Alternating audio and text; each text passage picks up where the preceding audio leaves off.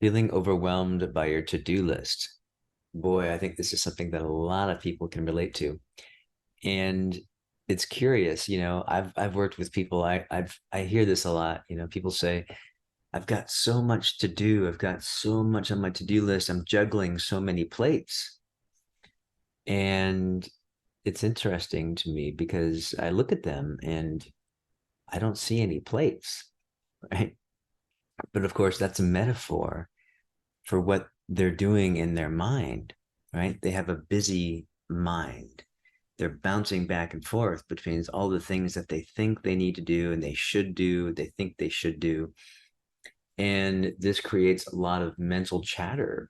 And we can think about it to the point where our brain begins signaling the body that it's in a stress response. And of course, this can slow us down. It can slow down our brain power.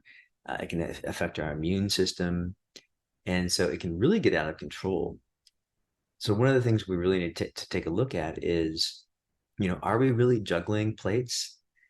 No, we're just thinking.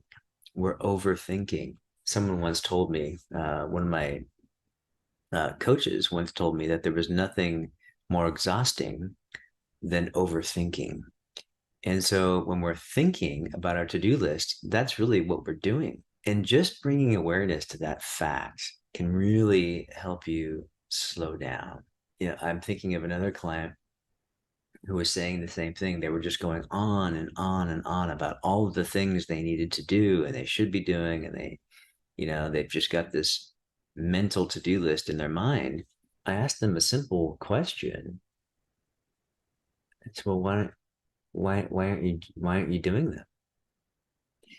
And that may seem obvious, but in the moment of them being so tied up, that question hit them at a very deep level. They heard something, and what they heard was, oh, yeah, I'm spending all my time thinking about it, that it's preventing me from actually doing anything. There can be other factors here. There may be fear of doing these certain things, there may be a lot of anxiety when it comes to doing some of these.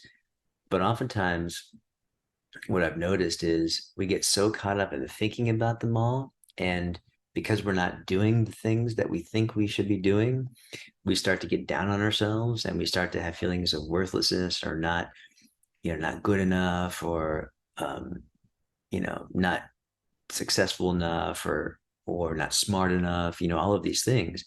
We begin to really beat up on ourselves because we're thinking too much and not doing. You see, oftentimes taking the simplest of actions from a place of clarity can be the most effective thing to release a lot of that anxiety, a lot of the fears, and a lot of the beating up on oneself. While I'm not into giving advice or tactics, I'm really into helping you clear what's really holding you back so that you can thrive, so that you can perform and do the things that you need to do. Oftentimes, when we see things from a different perspective, the answer is very simple.